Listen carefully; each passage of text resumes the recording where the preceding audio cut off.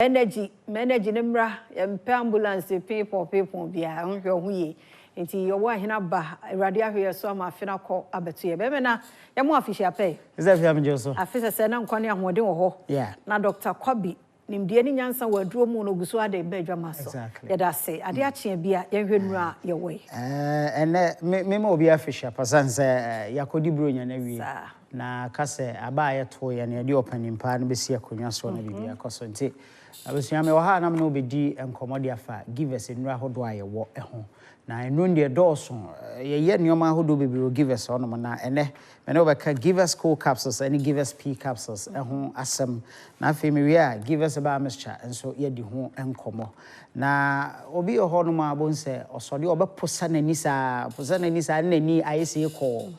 wani ye kokko sa ya edumre bi a wade hunu no ya na problems ho obi onuma ose nani ne keka no otime posa nani no posa ma afi kra mpo de na nani na ekusu ayese ko na e free nsuo ne ade dodo no aya na eye koko ene de sa ade no eba ene enema bi ahodo nuane ahodo ayedie no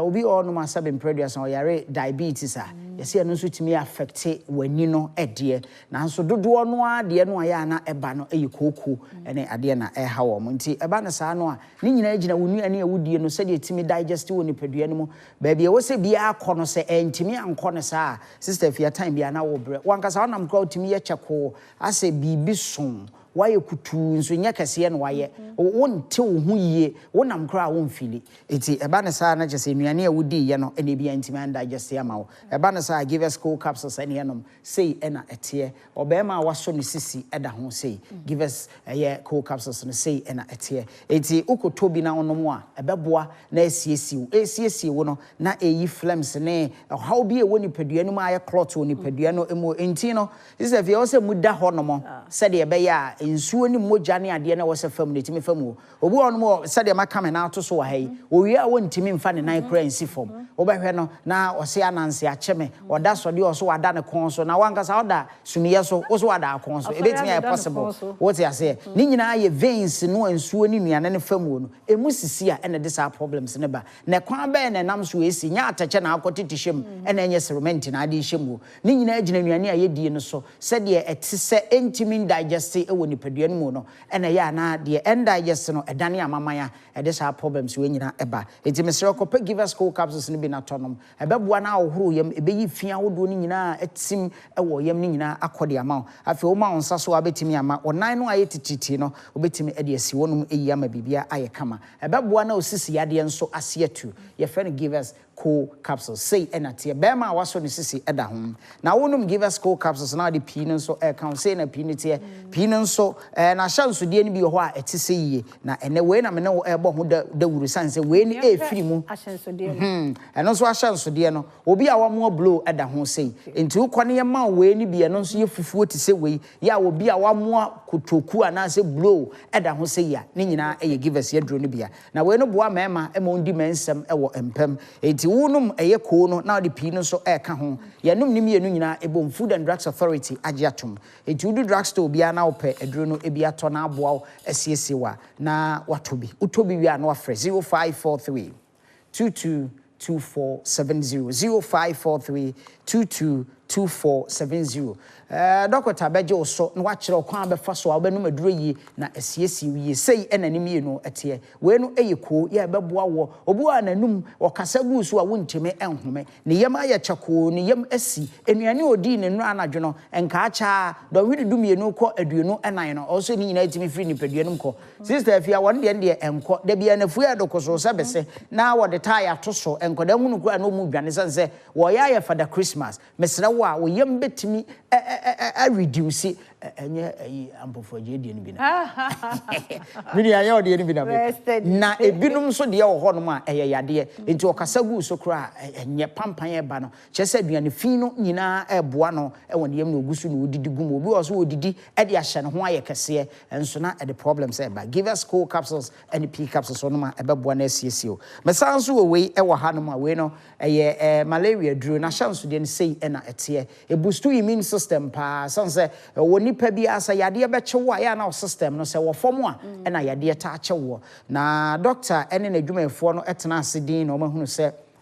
nipa wokɔ na woba wokɔ na woba no obi oyɛ adwuma kakra bi osema bre enti sɛ de yɛyɛ sɔde ahomache ɛkɔ nnwuma so ɔkɔ yɛ adwuma no ɔno wɔsɔde awiabrem enti ɔkɔ adwuma bi ma sister ne yɛ na firi mu ne nyina gina sɛ ne immune system na hoɔden enim enti wonum give us herbal mixture no ha ma ne yɛde ayɛ nim tree ewom akutukankan ewom ɛne nnuaba bi ne nnuabena bi a wonom anasɛ ɛkɔ nipadua mu a ɛbo asiesie nipadua no ɛpaa obi wɔnom a ɔkɔtɔ kɛtɛ so a sister wontumi ɛnna wode aduane besi n'anim a onni ɛma ne ho ɛntɔ no mesrɛ wo a wohia give us herbal mixture wonum saa aduro wei no wokɔ kɛtɛ so a betumi ada mesrɛ wo sa akwadaa no ma ne bi ne so wonya nu 12 years a ma ɛma no woyɛ ɔba nso na wo afafuo anasa wo ma akwadaa no fo a manum give us herbal mixture aduro ebi adeɛ ba ko nso etimi ɛyɛ ne sɛ ma memfa nkɔ kyire kakra missionaries on ba Ghana ha no mo ya on be ye nyame adwuma sister du mire bi no entontom wi wo ma kumom enti wo kra obi sɛ wo mfiri amano ne mmra ma missionary adwuma no mpɛ sɛ obeba